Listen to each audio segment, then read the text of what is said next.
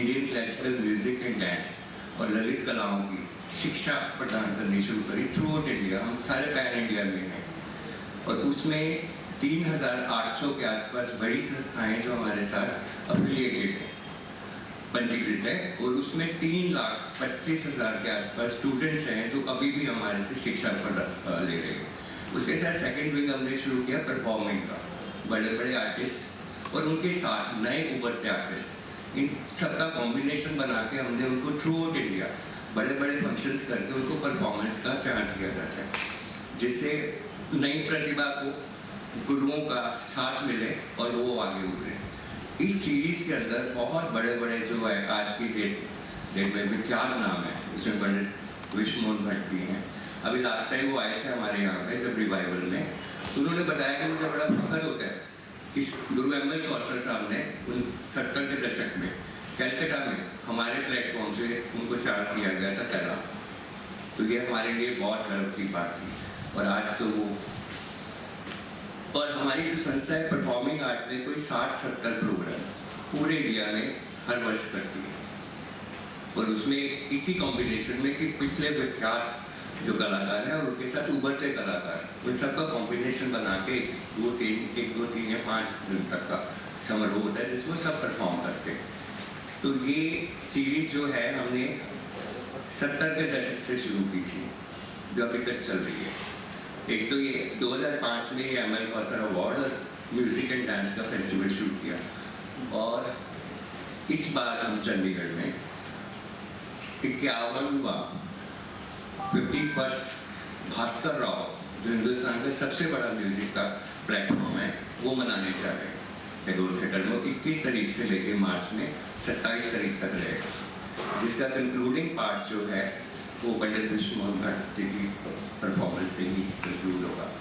तो उसको तो 50 साल हमारे 50 हम कर चुके हैं पहले, हर साल एक करते हैं, और इस बार वो चंडीगढ़ में 51st होगा।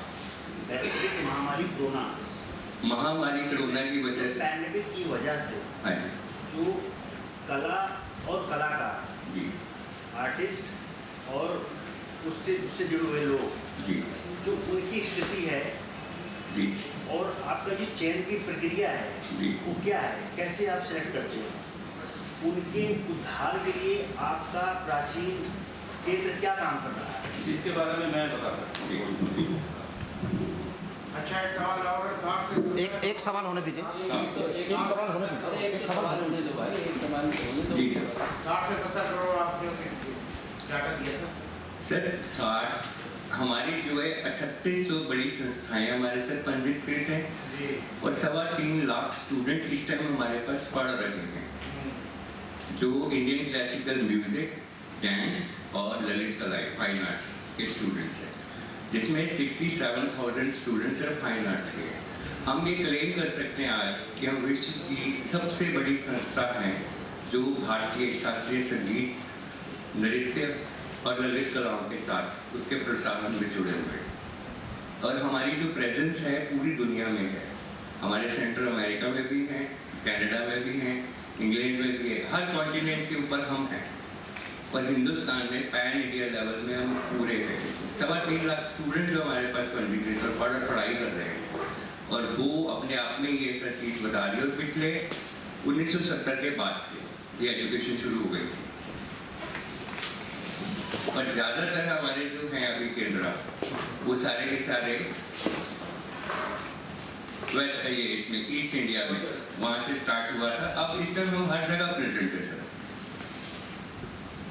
तो हम बात कर रहे थे, इसकी बात जवाब मैं दे देता हूँ। एक छोटा सा मैं एक मिनट में मैं स्वागत करता हूँ। सजल जी आ चुके हैं, सजल कौसर जी, और गुरुमा हैं हमारे डॉक्टर शोभा कौसर, जो कि प्राचीन कला केंद्र के जो वाइस चांसलर हैं और सेक्रेटरी हैं। मैं उनका स्वागत करता हूँ, चाहूँगा कि आप लोग भी उनके साथ में मिलकर स्वागत। डॉक्टर शोभा कौसर किसी भी परिचय की मोहताज नहीं है। सबसे बड़ी बात है कि गुरु एम.एल. कौसर जो फाउंडर हैं हमारी संस्था के, ये उनकी धर्मपत्नी है, और ये कथक डांस की बहुत बड़ी मैस्ट्री होती है, और इस टाइम जो है इस संस्था में रजिस्ट्रार, और श्री सजल कौसर ये सेक्रेटरी हैं, और ये गुरु ML कौशल साहब के बेटे। और ये आपकी बात का जवाब, कोविड के दौरान बहुत सारी चीज़ें बंद हो गई, ये हमें भी पता था। सारे कलाकार जो इसी के ऊपर परफॉर्मेंस पे डिपेंडेंट है, वो सारे के सारे अच्छा ध्यान प्रकाश जी का एक क्वेश्चन है। मैं भी करता हूँ। पहले तो मैं और अपने गुरु माँ की तरफ से क्षमा प्रार्थी हूँ, हम थोड़ा सा लेट हो गए, कुछ इशू आ गया था वेलकमिंग फ्रॉम चंडीगढ़, क्योंकि डायरेक्ट आ रहे हैं, सॉरी। तो मैं बहुत बहुत जो है उसके लिए क्षमा आपसे मांगता हूँ। और प्राचीन कला केंद्र की तरफ से मैं आप सबका बहुत स्वागत करता हूँ। ऑन बिहाफ ऑफ इनके इंट्रोडक्शन मिस्टर आशुतोष महाजन है, तो जो डायरेक्टर देवश्री जी हमारे कल्चर कोऑर्डिनेटर हो गया, और इन सब की तरफ से हम आपका बहुत स्वागत करते हैं और आपका बहुत बहुत हम धन्यवादी हैं। वी आर सो थैंकफुल कि आप हमारी रिक्वेस्ट पे आज इस प्रेस कॉन्फ्रेंस में हमारे साथ हैं और आप आए to get information about Prachin Kala Kendra and about the forthcoming events. Thank you again. Thank you so much and true apologies for coming late for about 20 minutes. Thank you so much. अब बताइए please tell me about your Kendra. Yes. What is and what is it? Yes. Kendra was established in the year 1956. In fact, government of Punjab at that point of time, when the Honorable Governor C.P.N. Singh was the governor of undivided Punjab, and Sardar Pratap Singh Cairo, and some more connoisseurs of art, lovers of art and culture, they just decided that some institution, cultural institution should be there, should be established in the state of Punjab. Because there were already some institutions running in Maharashtra, in Allahabad, and then they are also in Kolkata, small. But then they decided, so my father was working for the government at that point of time as an artist. And then my father later on joined by my mother, that is Guruma Dr. Shobha Kausar, who is one of the co-founder of the organization. So the government asked my father, why don't you open a classical organization related to classical arts in the state of Punjab? Because there is no such organization at that point of time. I am talking about 1956. So then with the support of the government, this organization was established. So earlier this organization was running like a school of training, hobby classes for about 10 years. Then my father decided that why not to convert this organization into an examining body, like to give diplomas which can be treated as equivalent to the degrees by the various state governments, boards and universities. So in 1966, this institution, which was a training school, which was a school of teaching classical arts, was converted into an examining body, a body of conducting examinations. Then the Prachin Kala Kendra, with the hard work of my father and then supported by Guruma, they traveled all over India. They then got affiliations, institutions they got affiliated to the Kendra. इसका फिर एक proper syllabus बना, proper इसका एक board of studies बनी, academic council हुई, उसके बाद इसके rules and regulations बने, examination rules बने, और फिर ये recognitions various state government से मिली way back in 1960s to be 67.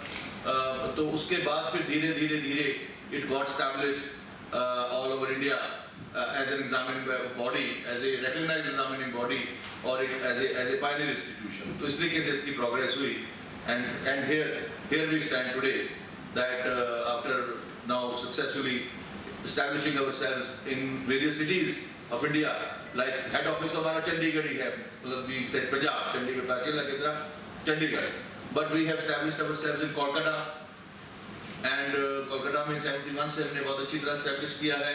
Then Patna, Bihar में we have established ourselves. In Odisha also we have established ourselves. We have our offices. तो इसी तरीके से we decided that we should now come to Delhi, and though we are already working in Delhi through our centers. There are about 75 affiliated institutions. 75 working जो मैंने भी list देखा, maybe more, maybe examinations हैं. तो जो इस वक्त इस साल कोविड, मैंने तो अभी लेटेस्ट लिस्ट देखी, may be they were not given the forms due to COVID, so इस वक्त जो है they were about more than 100 at one point affiliated institutions हैं. So we also decided to bring our what we are doing, what are our aims and objects, what is the concept and thought process of Prachin Kala Kendra. We thought it to the government, maybe to the central government. We decided it is all better to more actively be present ourselves, more dedicatedly we present ourselves at Delhi. So we are organizing events like you can see that 9 years that ML that Kausar festival, it is now 9th. So for the last 9 years regularly हम इसको organize कर रहे हैं. But now थोड़ा सा differentiate किया गया है कि earlier we were in a rented accommodation. Now we have purchased an immovable property at Delhi, जहाँ पे office था, and we are going to convert to renovate it more appropriately for office purposes. So ये है. और जो इसका basic AIIMS हैं प्राचीन कला केंद्र के, वो है to for the promotion, preservation and dissemination. मतलब this is an organisation by the artist, for the artist and all together for the art. Because this was established by the artist, it is being run, artists are associated with the organization, and this is exclusively organization is dedicated to the Indian classical arts and fine arts. There is no other thought process, there is no other agenda, nothing. Only dedicated to the Indian culture. Sir जो India के artist हैं, चाहे classical हाँ है, जी. Dance में, नृत्य में, गायन में, क्या वो सब आपके यहाँ रजिस्टर्ड कराती हैं या वॉलंटरी है या कोई ट्रेनिंग लेती हैं जो नए लोग हैं? नए लोगों के लिए आपकी क्या स्कीम है? क्योंकि जो पुरानी आर्ट और कल्चर है वो धीरे धीरे हमारे जो बुजुर्ग होते जा रहे हैं, खत्म होते जा रहे हैं. नई पीढ़ी इन क्षेत्रों में नहीं आ रही. क्लासिकल में बहुत कम आती है. यहाँ दिल्ली के कथक केंद्र देखिए या और भी कहीं देखिए, जो नई पीढ़ी है वो पाश्चात्य संगीत, पाश्चात्य म्यूजिक, गाने उस तरफ ज़्यादा जा रहे हैं. तो क्या ऐसे आप लोगों के पास लोग आ रहे हैं जो यंग जनरेशन? Yes. देखिए, यंग जनरेशन में बहुत इंटरेस्ट है, बहुत ज़्यादा इंटरेस्ट है. इशू ये है कि they don't get proper guidance in some cases, and then also they don't get proper how to project themselves. क्योंकि कलाकार को कला सीखना वो सीख रहा है. एक अच्छा गुरु मिल जाए, ये बड़ी प्रभु की कृपा है. एक यंग बच्चे को एक अच्छा गुरु मिल जाए जो उसको एक गुरु शिष्य परंपरा जिसे कहते हैं, जैसे सेल्फलेस गुरु सर्विस है. अच्छा उस बच्चे, उसके बाद उस बच्चे को एक प्लेटफॉर्म देना, अपनी कला को जो है उसको प्रदर्शन के लिए बहुत जरूरी. क्योंकि जो मंच प्रदर्शन है वो भी कला को निखारता है. वो रोज एक आपका इम्तिहान है. डेली एक artist has to, every performance of an artist is a examination, new day for an artist. तो वो जो बच्चों को, तो हमारे तो आप ये देखिए कि प्राचीन कला केंद्र का एक मेन एम यही है टू ब्रिंग दी यंगस्टर्स. अगर आप हमारा सारा, मैं सोविनियर आपको दिखाता हूँ, हम अगर सपोज सारे साल में ऑल ओवर इंडिया अगर हम 50 प्रोग्राम कर रहे हैं इन वेरियस सिटीज, 50 तो हमारा मिनिमम चलता है. मंथली बैठक्स हैं, यहाँ क्वार्टरली बैठक सब करते रहे. और क्वार्टरली बैठक्स आप देखिए, जब हमने दिल्ली में स्टार्ट की तो आप ये रिकॉर्ड देखेंगे, उसका हमने नाम रखा लेजेंड्स ऑफ टुमारो. उस जो नाम हमने रखा उसका लेजेंड्स ऑफ टुमारो, और उसमें हमने बुलाए यंगस्टर्स को. We didn't invite any. देखिए, क्योंकि एक बात बड़ी क्लियर है, जो यंगस्टर्स थे आज से 40 साल पहले, जो परफॉर्म जिन्होंने प्राचीन कला केंद्र की और अलग संस्थाओं के मंच पे परफॉर्म किया, आज वो लेजेंड्स हैं. क्योंकि उनको मौके मिले, उनको मौका दिया, हमारी संस्था ने दिया, सरकार ने दिया और संस्थाओं ने दिया, तो उन्होंने अपनी कला को विकसित किया. फिर प्रेस, आप तो सर्वसेवक है कलाकार, क्योंकि आपकी 4 लाइंस एक कलाकार के लिए लिख लें, उसकी परफॉर्मेंस आप देखें और उसके बारे में अच्छा आप लिखें या जो है उसकी आप पिन पॉइंट करें, तो वो कलाकार भी उस चीज़ को भी निखारता है, अपने आप को निखारता है। और फिर जो आपकी अच्छी बात कुछ उसके लिए लिखी हुई, उसके जो है उसके मोरल जो उसकी इंकरेजमेंट देती है, उसको इंस्पिरेशन देती है कलाकार को। तो प्रेस का भी बहुत बड़ा हाथ है कलाकार को बढ़ाने में। मैं आपसे जानकारी ले रहा था कि आपके यहाँ जो एग्ज़ाम्स होते हैं हाँ जी, तो उसमें हिंदुस्तान में 4-5 यूनिवर्सिटियाँ, प्रयाग संघ की समिति है, गंधर्व महाविद्यालय, प्राचीन कला केंद्र आपकी है, तो इसमें जो है आपका प्रभाकर और उसके बाद है कुछ इस टाइप का जो संगीत का इलाहाबाद यूनिवर्सिटी का है, प्रयाग संघ की समिति का, उसमें 6th year is equal to Prabhakar, Praveen is equal to 8th year, तो इस टाइप से आप हाँ जी, हमारा 7 ईयर कोर्स है जी, 7 ईयर 7 ईयर कोर्स है फ्रॉम प्रीलिमिनरी पार्ट 1 से लेके प्राइमरी जो है। कौन से आप वो देते हैं फर्स्ट ईयर? हमारा है संगीत विशारद, जो उनका प्रभाकर है, इक्वलेंट टू बीए। विशारद, हाँ विशारद, संगीत विशारद, तो कौन सी ईयर का है? वो है जी 4th ईयर और 5th ईयर फाइनल है। और हमारा 6th ईयर और 7th ईयर जो है भास्कर पार्ट 1 और भास्कर पार्ट 2, प्रवीण। मतलब एम यहाँ पर भी। तो आपके यहाँ अभी इस बार जो है कितने स्टूडेंट एग्जाम के लिए? इस बार हमारे जो नॉर्मली हमारे स्टूडेंट्स रहते हैं 3.5 लाख 3-3.5 लाख एवरेज पूरे हिंदुस्तान के? पूरे हिंदुस्तान। दिल्ली के? दिल्ली के अमेरिका बाहर की कंट्रीज में है, मतलब ऑल ओवर दी वर्ल्ड, जहाँ भी कोई मेरे ख्याल 15 कंट्रीज में है। आपका थ्योरी और प्रैक्टिकल दोनों कराते होंगे? हाँ जी, हाँ जी। तो थ्योरी का जो कोविड में आपने किस तरीके से कराया? कोविड या कोविड में क्या था कि जो तो सेंटर्स नॉर्म्स को फॉलो करते हुए जिन्होंने तो फिजिकल वे से एग्जाम करवा लिया, अदरवाइज हमने ऑनलाइन एग्जामिनेशन कंडक्ट किया, एमएसक्यूज थे and we gave them the time, like universities ने जैसे किया कि एक पर्टिकुलर टाइम दिया, उसके बाद उसकी पर जो स्कैन कॉपी जो सारी है आंसर शीट्स की, you receive back within a particular framework of time. तो the way all the way practical पिछले साल तो बिल्कुल ही जो है कोरोना था, तो उसमें प्रैक्टिकल भी ऑनलाइन दिया हमने। एग्जामिनर भेजते होंगे ना? एग्जामिनर्स भेजे, पर इस बार क्योंकि ऑनलाइन था तो जिन एग्जामिनर्स को फिर सहूलियत उस तरीके से प्रोवाइड उन्होंने अरेंज की and they conducted the examination. Because उसके लिए स्टूडेंट बीम्यूज या 8th ईयर 7th ईयर करते हैं, हाँ जी। पेमेंट करते हैं, तो डिफरेंट कॉलेजेस में हाँ जी, they get the employment approved है जी, गवर्नमेंट से। गवर्नमेंट से अप्रूव्ड है। Various state governments, boards and universities recognise करती हैं। और बिहार गवर्नमेंट जो है, बिहार गवर्नमेंट में दे ओनली रिकॉग्नाइज जो है प्राचीन केंद्र, the fine arts and to some extent the Prayag, क्योंकि हमें तो पता तब लगता है जब बच्चे हमारे पास वेरिफिकेशन आती है गवर्नमेंट से। प्रयाग संगीत समिति का काफी पुराना है, तो उनके बच्चे तो बहुत जगह है, बहुत बिल्कुल हैं, उनके बच्चे हैं, बिल्कुल हैं, लेकिन उस यही बात ये है ना कि दी प्राचीन केंद्र के वहाँ पे 1956, प्रयाग समिति है 1926 की, उससे पुरानी है गंधर्व 1901। हाँ जी, गंधर्व पुरानी गंधर्व प्रयाग से पुरानी है। भाई जी तो बहुत बाद में आए है जी, गंधर्व तो उसके नहीं, बहुत विष्णु दिगंबर पलुस्कर जी ने जब ये शुरू की तो वो 1950 ये नहीं की थी, अब वो बाइबल में अच्छा, हाँ, वो बाइफरकेट हो गया। जो ओरिजिनल की मैं बात कर रहा हूँ, जो पलुस्कर जी ने जो स्टार्ट किया वो वाला, हाँ, जो मेन की मैं बात, ये तो उसके बाद बढ़ गई, बाइफरकेट हो गए, उनके शिष्यों ने अलग अलग खोली, अलग अलग राज में खोल ली, तो वो बढ़ गया थोड़ा, वो हिसाब से नहीं रहा सिस्टम। लेकिन मैं उसकी बात तो वो जो है, तो हम 56 में आए, तो आज अगर हम यहाँ पहुँचे हैं, अगर हम ये आज बात कर रहे हैं कि हमारे 3 लाख स्टूडेंट हैं, तो कुछ तो मेहनत मेरे इन लोगों की है, और इतने 60 साल की मेहनत और 60 साल की वर्किंग, और फिर अपना एक क्रेडिट लाना। प्राचीन कला केंद्र का नाम तो अब आगे बढ़ रहा है, वजीर प्रभु की कृपा, मेहनत है सबकी, टीम की, परिवार की, पीके के परिवार की।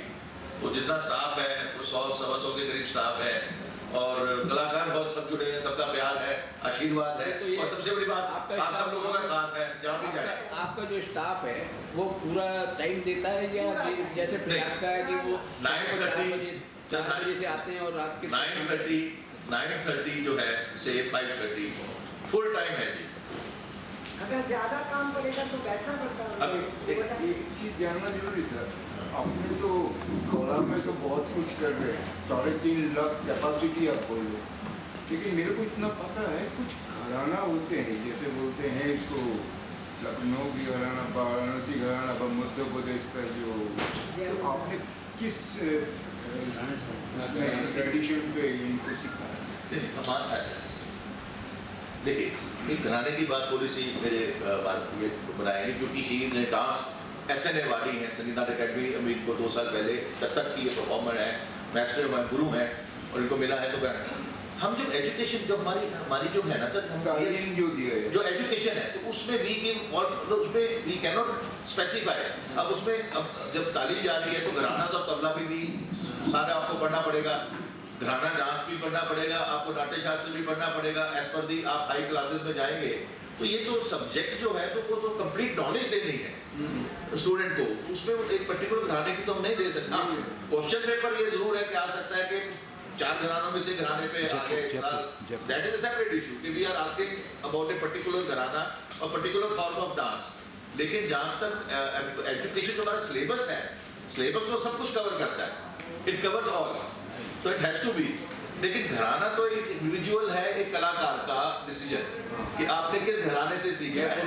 लाइक इन्होंने जयपुर घराना सीखा, और कंटेम्प्रेरीज हैं वो लखनऊ घराने के अच्छे बहुत कलाकार हैं, जैसे बिजू महाराज जी जो हैं लेजेंड जो हैं वो रहे हैं इसके, और सारा देवी जी बनारस घराना जो है वो लेजेंडरी हैं। तो ये जो लोग हैं तो इन्होंने तो अपने घराना को तो परंपरा से आ रहे थे, कुछ जो नए स्टूडेंट्स हैं उन्होंने पर्टिकुलर चूज करते हैं।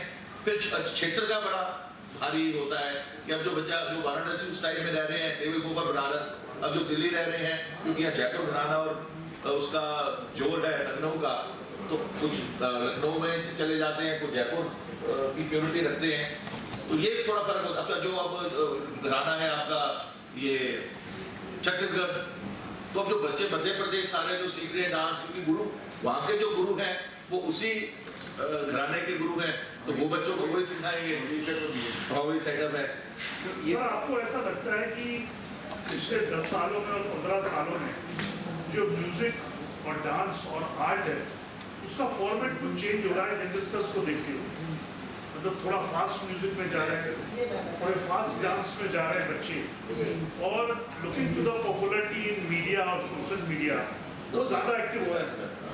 तो आपको लगता है कि कुछ देखिए थोड़ा सा क्या हुआ है कि जो एक प्योरिटी है, एक प्रॉपर जो प्योरिटी है अपनी क्लासिकल आर्ट फॉर्म की, तो कुछ हद तक जो हमारे जो गुरु जो उन्होंने रिजिडिटी, जो रिजिडनेस, उसमें जो बांध के जो एक सिस्टम था, प्योरिटी जिसे हम कहते हैं। अब जैसे मैं मदद से लिखता हूँ जयपुर घराने का जो ये है, she is performer to the pure, जो अभी जो गुरु ने सिखाया जो प्योरिटी जो परंपरा, और वो जो रहा वो परंपरा को नहीं इन्होंने थोड़ा, लेकिन आजकल थोड़ा सा ये हो गया कि मिक्सअप भी आ गया है थोड़ा सा। अब आपको एक में आर्टिस्ट में थोड़ा लखनऊ भी मिलेगा, थोड़ा जयपुर घराना भी मिलेगा, थोड़ा सा ये, और थोड़ा सा एक हल्की सी आई है हल्का सा, बट स्टिल जो प्योरिटी है जो परंपरा है, ये जरूर है कि जो कुछ लोग हैं who want to establish themselves firmly। Sir हमने कुछ रियलिटी शोज जो आते हैं टीवी पे, उसमें देखा है कि कथक डांसर है लेकिन वो भी थोड़ा कथक करके फिर वेस्टर्न में आ जाता है। वो है, तो वो तो थोड़ा नाम खराब कर रहा है जिसने कथक में इतनी तपस्या की है, क्योंकि उसको पॉपुलर होना है या मॉनेटरी गेन है। कई बार अक्सर आते हैं और बोलते नहीं है, वो जो हमारे वहाँ पे जजेस बैठे होते बोलते ही नहीं, is a very good Kathak dancer, वो कथक डांसर वहाँ डिस्को कर रहा है, वहाँ कुछ और डांस कर रहा है। तो इससे जो परंपरा है कथक की, या इतनी मेहनत लगती है उस डांस को सीखने में, उसको वो इस तरह की यंग जनरेशन दूसरे डायरेक्शन में मोड़ रही है।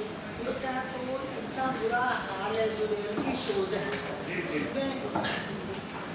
इसमें तो इतना बुरा हाल है आज की जनरेशन का रियलिटी शो में, क्योंकि फेम जल्दी मिल जाता है, पब्लिक में जल्दी बच्चा आ जाता है, और डांस करने में फ्रीनेस होती है, जो मर्जी करो, जो मर्जी एक्शन करो, जो मर्जी आसानी रहती है। लेकिन जब ट्रेडिशनल डांस होता है उसमें एक बंदिश होती है, उसके रूल्स में बंध के करना पड़ता है, और हर एक चीज़ लय ताल मात्रा सब देख के करना पड़ता है, वो मुश्किल पड़ता है। गिलतकारी में या गुणकारी में वो गलत बहुत मुश्किल पड़ता है। लेकिन इसमें जिधर मर्जी मटको हाथ चलाओ, सामने कंप्यूटर वो रखे होते हैं, यूट्यूब पे देख लो सीख लो, इसलिए बच्चे थोड़ा सा जल्दी, इसमें पेरेंट्स का भी बहुत बड़ा कसूर है। पेरेंट्स को भी बच्चों को रास्ता दिखाना चाहिए। अब रियलिटी शो में क्या होता है बच्चों का कि नाम हो गया, बहुत अच्छा चल गया, उसके बाद गायब हो जाते हैं, उनका पता ही नहीं लगता। क्लासिकल डांस का ये बच्चा अगर सीख रहा है और परफॉर्म कर रहा है तो लॉन्ग लास्टिंग वो चलता जाता है कि भाई बहुत अच्छा डांस करती है या बहुत अच्छा डांस सीखा, ये बड़ा फर्क पड़ जाता है। तो ये जो एकदम इमीडिएट जो बच्चों में जो फेमस होना, नाम होना जो हो जाता है, ये उनको एक लालच दे देता है, वो खराब है। वो देश की जहाँ तक कल्चरल डांस की या म्यूजिक की या किसी चीज़ की बात है, वो अफसोस वाली बात है। और इसलिए प्राचीन कला केंद्र की एक सबसे बड़ी बात है कि इतना अपोजिशन होने के बाद, इतना लोगों में फिल्मी और मॉडर्न और इंग्लिश डांस होने के बाद जो भी हम लोगों ने पंजाब जैसी, हरियाणा जैसी जगह में क्लासिकल डांस को स्टैंड स्टिल रखा है, बहुत बड़ी बात है। आज MA PhD तक कथक डांस में हो रही है, क्योंकि नॉर्दर्न साइड का भरतनाट्यम नहीं है। तो PhD और MA हर 3-4 कॉलेजेस में, सारी यूनिवर्सिटीज़ में MA डांस है, जो कि हिंदुस्तान में बहुत कम जगह MA डांस है। तो ये पंजाब में एक, जिसे कहना चाहिए, एक फ्लैग, एक झंडा कराने वाली बात है प्राचीन कला केंद्र की, जो प्राचीन नाम भी प्राचीन कला केंद्र है और पुरानी कलाओं को ही हम बढ़ावा देते हैं परस्पर आज की आधुनिक पद्धति को। कि पेरेंट्स को सबर भी तो नहीं है ना, वो तो चाहते हैं मेरा बच्चा अभी शुरू हो और 2 साल के अंदर परफॉर्मेंस दे दे या 1 साल में। क्लासिकल जो है डांस तो ये जो एक कथक उतने बच्चे जो है ना लॉन्ग टर्म तक सीखते नहीं हैं, तो उसके अंदर थोड़ा सा संभाई चाहिए कि भाई टाइम चाहिए ना उसके अंदर। टाइम होता नहीं, वो तो सोचते हैं कि अभी मेरे बच्चे पर हुआ 1 साल के अंदर स्टेज पे चला जाए।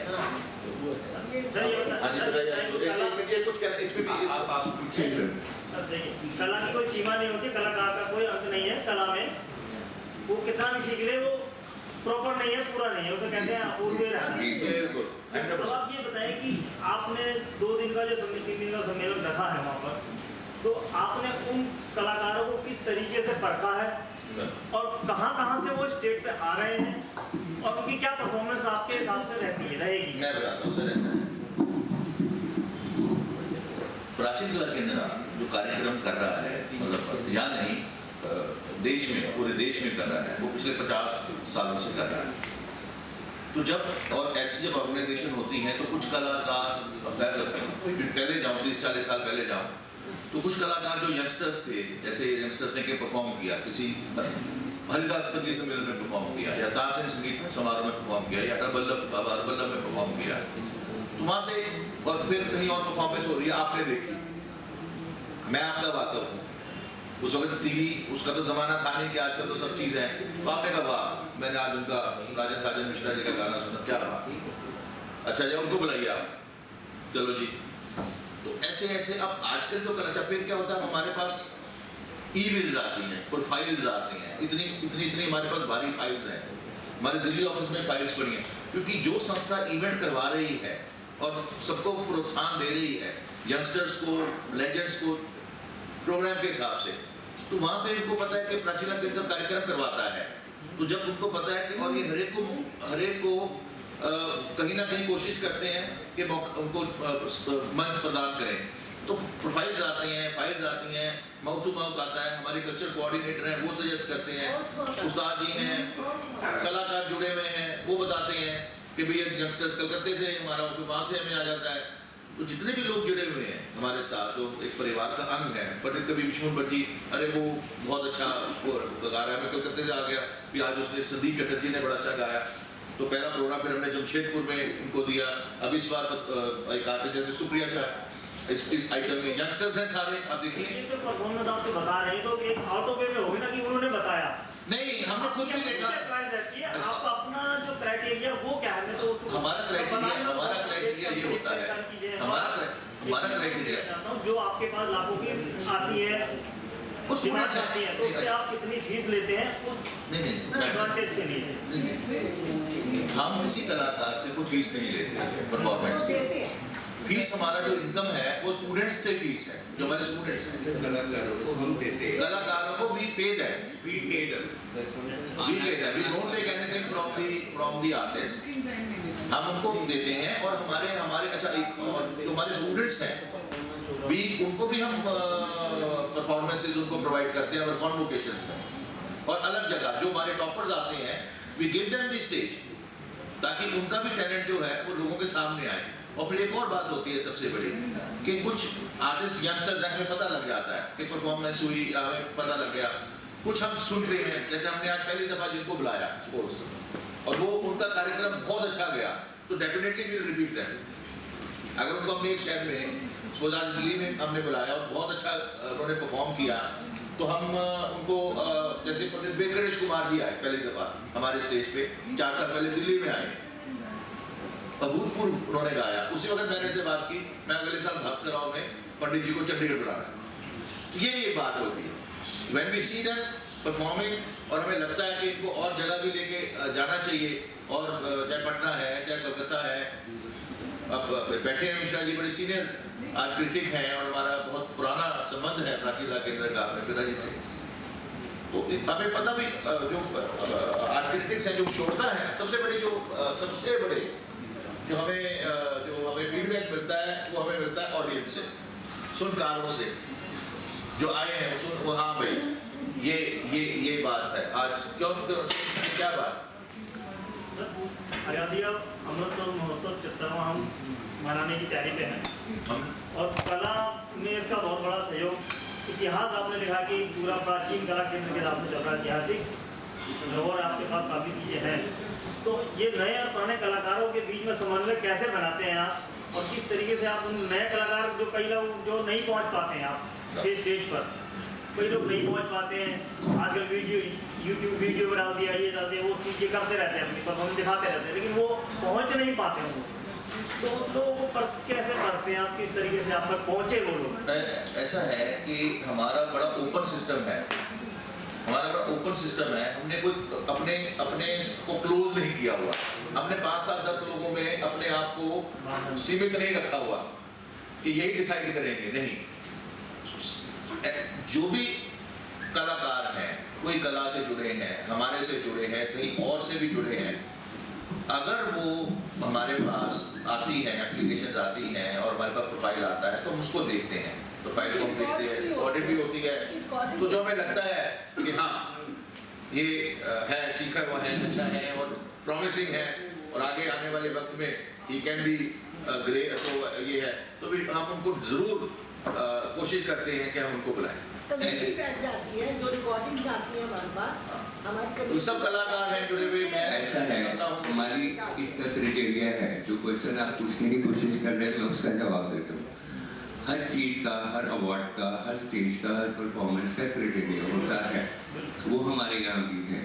सजल भाई ने बताया कि हमारे ओपन है सिस्टम, हमने 4 लोगों के बीच में नहीं बांटा कि आप इनको ही चुनोगे। हम पूरे हिंदुस्तान में, जैसे घराने की बात हुई थी, अलग अलग पूरे इंडिया में हम फैले हुए हैं, हर तरह के जहाँ स्टूडेंट हैं वहाँ के उस घराने के गुरु उनको शिक्षा दे रहे हैं, लेकिन शिक्षा वही दे रहे हैं जो म्यूजिक की विधिवत शिक्षा है, वो सारे घराने इकट्ठे पनप रहे हैं हर जगह पे। उसी तरीके से जैसे ये परफॉर्मेंस फैक्टर है, तो हर जगह के कलाकार परफॉर्म कर रहे हैं अपने अपने लेवल पे, उनकी परफॉर्मेंस का लेवल, उनकी पॉपुलैरिटी का लेवल, उनको फर्दर अगर चांस चाहिए, उस चांस के लिए हम नजर लगा के बैठे कि हम देते हैं। और उनको आगे बन पाने के लिए सबसे बड़ा क्राइटेरिया क्या है, हम जो भी प्रोग्राम करते हैं उसमें एक लेजेंड होते हैं बड़े बड़े, साथ में अपकमिंग उस लेवल के बंदे जिनको अब उनके बराबरी का चांस चाहिए। ये जो हम समारोह करते हैं, जैसे अभी 51वां होगा यहाँ पे भास्कर राव, उसमें ये सारा कॉम्बिनेशन होता है। वो कॉम्बिनेशन डिसाइड करने के लिए पूरी थ्योरी है, जितने भारतवर्ष में हमारे टीचर पढ़ा रहे हैं उन सबकी रिकमेंडेशंस होती हैं, फिर आपस में सारे जाने हम देखते हैं, उसके बाद जो मोस्ट डिजर्विंग है उस स्टेज पर बैठने के लिए वो स्टेज हम प्रोवाइड करते हैं। किसी कलाकार से कोई पैसा नहीं लिया जाता, राजा हम उनको इनवाइट करते हैं, आने जाने का खर्चा देते हैं, अपने यहाँ रुकवाते हैं, खाने पीने का सारा, और जाते वक्त पूरा ऑनर करके उनको पैसे भी देते हैं अवार्ड, ताकि उनकी प्रोत्साहन पूरा हो सके। और इस तरह के 50-60 हम minimum programme throughout India करते हैं। और सर आपने क्वेश्चन किया था प्रयाग संगीत समिति का, तो I just want to add something. और इसके बाद आपका सर 2 क्वेश्चन से बड़े इंपॉर्टेंट उनके ऊपर हमारा मेन था, प्रयाग संगीत समिति है 9 से 5 या हम 9 से 5 सारे कर रहे हैं काम। हम लोगों ने एक चीज़ प्राचीन कला केंद्र एक अकेली इंस्टीट्यूशन है म्यूजिक एंड डांस से जुड़ी हुई, इतनी बड़ी होने के बाद हमने एक फैसला किया कि हम आज के युग के हिसाब से काम करते हैं। हमने वो काम शुरू कर दिया। हम डिजिटाइजेशन में जा रहे हैं कंप्लीट। आपको जो हमारे से सर्विसेज मिलेंगी वो टॉप प्रोफेशनल कॉर्पोरेट वर्ल्ड की तरह मिलेगी। वहाँ से अगर आप चिट्ठी लिखते हो तो वापस नहीं आती है काफ़ी देर तक। हमारा इंस्टेंट आपको हर चीज़ ऑनलाइन हो जाएगी। हम ऑलरेडी उस डिजिटाइजेशन वर्ल्ड में जा चुके हैं, अब धीरे धीरे कंप्लीशन की तरफ चले जाएंगे सारा। ये तो हुआ कि आगे की जनरेशन में हम कैसे उनको डील करें। सर आपका क्वेश्चन था रियलिटी शोज का, इंडियन क्लासिकल म्यूजिक का। हम किसी को दोषी नहीं कह सकते। हमारे अपने जो बच्चे हैं उनका कोई भी टेस्ट जो पनप रहा है उसको पनपाने के पीछे हम ही तो है कहीं ना कहीं। आज वो जिस तरह के कपड़े पहनते हैं वो हमारी उम्र के लोगों ने उनको बना के दिए, उन्होंने तो भी पहनना शुरू किया।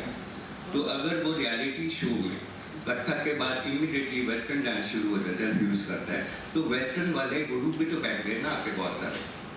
अब वो चॉइस फैक्टर तो बच्चे के पास है नहीं, जो इजीली सिखा रहा है, जल्दी सिखा रहा है, जिसका म्यूजिक सुगम है वो कर रहा है, तो वो फटाफट दोनों को फ्यूजन बोल देते हैं। उन बच्चों को इस तरह की शिक्षा देने की अब हमने कोशिश करी ये सारे प्लेटफॉर्म्स के थ्रू। शिक्षित हमें उनको करना है। इंडियन क्लासिकल म्यूजिक है, इंडियन क्लासिकल डांस है, इसको थोड़ा कठिन मान गया क्योंकि बंदिश के अंदर है। हर चीज़ हम इधर से इधर पैर नहीं रख सकते, ये नहीं कर सकते, ये ड्रेस है, ये मूव है। उससे बच्चों को थोड़ा सा दिमाग ज़्यादा लगाना पड़ेगा। जो शौकीन है वो तो आएगा, सीखेगा। दूसरे वाले क्योंकि फ्री स्टाइल में कर रहे हैं तो उसे उधर घुस जाते। यहाँ पे हमने अब उनको ये समझाना शुरू किया कि Indian classical music and dance ये एक तरह की, अभी इन साहब ने बोला कि म्यूजिक तो एक भाषा है, सिस्टम है। म्यूजिक एक लैंग्वेज है, ये किसी भी भाषा में गाई जा सकती है। और कोई कहीं का भी गा रहा है तुम सुन रहे हैं। हम हर बंदे के साथ म्यूजिक की जो कोई भाषा है उसका ये अपने आप में भाषा है और इसका एक व्याकरण भी है। हर भाषा का एक व्याकरण होता है। इंडियन क्लासिकल म्यूजिक में म्यूजिक एक भाषा है जिसमें सुगम संगीत भी गाया जा सकता है, जिसमें गजलें भी गाई जा सकती है, सुगम संगीत भी गाया जा सकता है, हर चीज। लेकिन उसका जिस व्यक्ति को व्याकरण की नॉलेज है पूरी, वो उसको कितनी सरलता से अपनी बात को कहेगा। चाहे वो ऐसे लिख रहा है, चाहे वो गजल गा रहा है, लेकिन जिसको व्याकरण आ रहा है म्यूजिक, जो इंडियन क्लासिकल म्यूजिक है।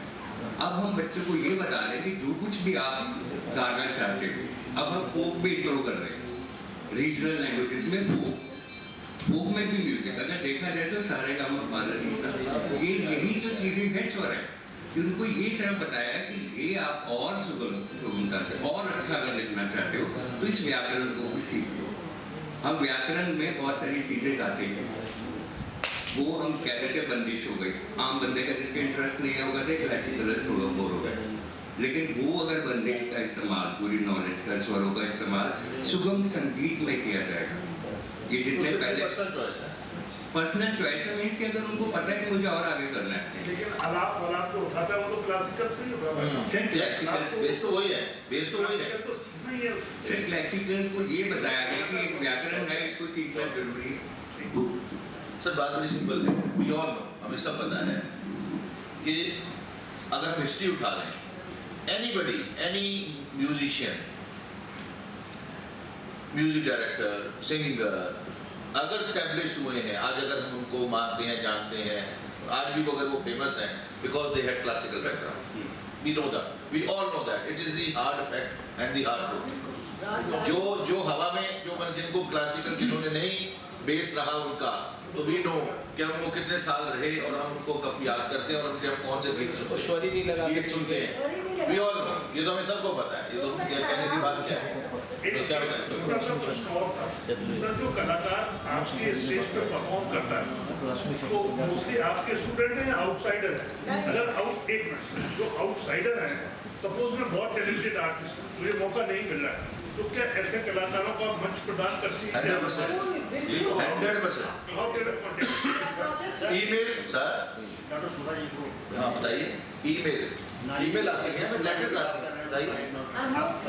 हम लोग को जो यंगस्टर्स हैं, उदीयमान कलाकार हैं, उभरते कलाकार हैं, आज की जनरेशन के कलाकार हैं, हम तो बुला के उनको मौका देते हैं।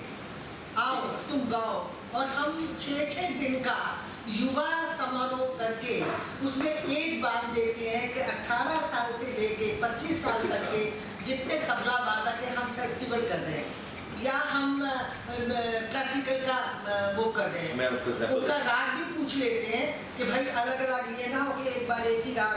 अगर मल्हार फेस्टिवल कर रहे हैं तो सब मल्हार गाएंगे जो भी उनका, लेकिन अगर हम युवा कलाकारों को जो हम चांस देते हैं वो हम 6-6 दिन के प्रोग्राम्स करते हैं उनके, और रोज के 2 कलाकार प्रेजेंट करते हैं, एज बांध देते हैं। हम मुझे प्राचीन कला केंद्र को जो उभरते कलाकार हैं उनके साथ बहुत प्यार है, उनके लिए बहुत कुछ बनने लगते हैं कि हम आगे बढ़ाएं। हमारे प्राचीन कला केंद्र में ट्रेनिंग दिन भी है जहाँ गुरु लोग सिखाते हैं, सूफी भी सिखाते हैं, क्लासिकल भी सिखाते हैं, लाइट भी सिखाते हैं। उनमें से भी हम बच्चे चुन के परंपरा हर महीने एक गुरु के बच्चों का प्रोग्राम कराते हैं परंपरा के नाम से, और उसमें सिर्फ उन 12 गुरु हैं हमारे यहाँ, 12 टीचर्स हैं, उनमें से एक गुरु के बच्चे सिर्फ उस दिन प्रोग्राम करते हैं ताकि केंद्र के बच्चों को मंच मिले, उन्हें कॉन्फिडेंस हो, उन्हें पता हो कि हमें स्टेज पर करना है तो हमें मेहनत करनी है, और जो स्टेज पे जाके जो झिझक बच्चे की उतरती है वो बहुत बड़ी है। एक आपको एग्जाम्पल भी दे देता हूँ। ये जो मिस्टर कौशिक सोलो तबला है, he is son of our center holder Prahlad Agrawal from Kharagpur, and he is our Bhaskar. ये हमारे स्टूडेंट हैं, ये जो यंगस्टर्स हैं। Rudra Shankar Mishra is also as done from प्राचीन कला केंद्र। ये कौशिक बनर्जी also, मैंने इनको सुना था जब खड़गपुर में आई थिंक 8 साल पहले, 8-9 साल पहले, ही was a boy of 12 or 13 years of age, the solo। तो अब ये अब सुनिए, अब देखिए अब कहाँ इनका सिस्टम है। अच्छा, इस मोस्टली, और अभी हमने पीछे युवा तबला महोत्सव कराया कोविड से पहले, 3 साल पहले। युवा तबला महोत्सव में क्या है कि उसमें बच्चे आए, उसमें गर्ल्स भी, लेडीज, आजकल फीमेल बहुत तबला में आ रही हैं, पखावज और यंग बच्चे।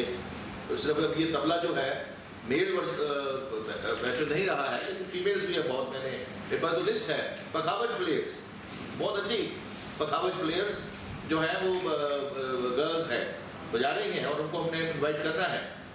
पोजीशन ये है, तो उसमें क्या है कि तबला 4 दिन का था, 4 आर्टिस्ट, और उसमें देखिए उस्ताद अकरम खान साहब के बच्चे, शुभंकर बनर्जी उनका बेटा, नयन घोष जी का बेटे, उस्ताद शकील अहमद खान साहब के बेटे, और एक और जो परंपरा तबला के नवाज आ रहे हैं। अब देखिए कितनी खूबसूरत बात है कि, और मैं आपको एक और पीछे हिस्ट्री में लेकर चलता हूँ, जो मेरे पिताजी ने एक दफ़ा एक हिस्ट्री क्रिएट की थी उस वक्त, आप हैरान हो जाएंगे, and this is something very rare. अब वो कितना अच्छा लगता है कि बच्चे बजा रहे हैं उनके, और जो आगे वाली जनरेशन है और उनके पिता जो बैठे हैं वो देख रहे हैं। ये मैं वो पुराना लेकर चल रहा हूँ। गुरु एम एल कौसर जी ने आज 1988 की बात है, 1988 मुझे अच्छी दादा में आएगा, 88 में ही कॉल्ड हमारे जी को बुलाया, एंड चीफ गेस्ट वाज उस्ताद इफ्तिखार खान साहब। सलील भट्ट को बुलाया, एंड चीफ गेस्ट वाज पंडित विश्वनाथ भट्ट। कृपया जी ने ऐसे ही, और राजत, ये पहला प्रोग्राम था इनका, ये नहीं, ये इनका जो बेटे हैं जगदीश रजनीश, अभी पहले ही प्रोग्राम होता है, राजेश भाई साहब के बेटे। हाँ जी, और जो राजेश राजेश मिश्रा जी वाज चीफ, राजेश साहब तो नहीं, राहुल, हाँ जी, अपने राम के आत्मा को शादी, और राहुल शर्मा, और पति उनके जो पिताजी जो चीफ गेस्ट। अब उनके आज they are so famous, all these, उस वक्त दे वर जस्ट बिगिनर्स, और उनके जो फादर्स थे वो बैठे हैं, देख रहे हैं अपने नेक्स्ट जनरेशन को, एंड वी कैन फील। मैं साथ बैठा था, एंड आई सॉ उस्ताद इफ्तिखार खान साहब हैंड डूइंग दिस, मतलब वो फादर तो as Guru and father he was, और उस दिन मुझे एहसास हुआ कि आप जितने मर्जी आप ग्रेट एक आर्टिस्ट देखें, जब बच्चा आपका पहले दफा स्टेज पे परफॉर्म कर रहा है, वो भी क्लासिकल, तो आप कहीं ना कहीं आपके जरूर मन में कहीं ना कहीं एक डर है, किसी टेंशन है। तो ये तो हिस्ट्री ऑफ पीके की, as far as promotion of young artist की बात जो है, वो तो 60 साल की हिस्ट्री है जी, it is a 60 year long back.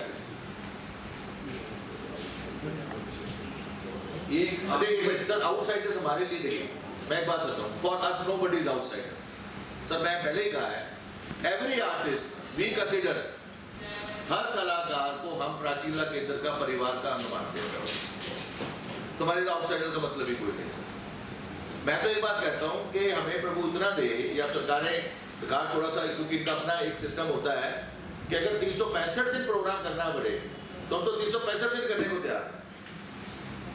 हमें तो उतना वो बख्शे ऊपर वाला, और इतना हमें जो है वो स्ट्रेंथ दे, फाइनेंसेस दे, रिसोर्सेज दे कि हम अगर 365 दिन, क्योंकि मैं जब इंडिया में घूमता हूँ सर, आई गो, इतना टैलेंट है, इतने बच्चे सीरियस हैं, सीख रहे हैं, लेकिन उनको मंच नहीं मिलता, उनको सही ढंग से, क्योंकि ये मेरा पर्सनल एक्सपीरियंस है। नहीं, anybody can approach us, email है ना। अच्छा, आपसे एक प्रश्न ये है कि हम डिजिटल इंडिया की बात कर रहे हैं और स्वच्छ भारत और स्वस्थ भारत की बात कर रहे हैं, और हम आज़ादी का अमृत महोत्सव मना रहे हैं, और उससे ही जुड़ा हुआ आपका प्राचीन कला केंद्र है। प्राचीन मतलब इनिशिएट, अब वो AC का है, BC का है, ये आप बताएंगे। सो आज का जो युवा है, जो पाश्चात्य संस्कृति जो है इतनी हावी हो गई है, वो हमेशा शॉर्टकट ढूंढता है। सो इसमें जो कला और संगीत है के साथ साथ फिटनेस जो है, आप उसको कैसे किन चुनौतियों के रूप में लेती हैं कि जो युवा वर्ग आ रहा है वो बल्कि होके आ रहा है, तबला बजा रहे हैं लेकिन उठ नहीं पा रहे हैं। एक मेरा कहने का तात्पर्य है, लेकिन जो 60% जो हमारी आबादी है वो मोटापे की शिकार हो रही है। इसमें आपका नज़रिया क्या है? जैसे अभी हम लोगों को लता मंगेशकर जब नहीं रही, हम लोगों को मौका मिला जाने का, अमिताभ बच्चन के साथ जाने का मौका मिला, बातचीत करने का मौका मिला, तो आप क्योंकि सबसे उम्र दराज हैं यहाँ पे, आप क्या सोचती हैं, उनके लिए क्या संदेश देना चाहती हैं?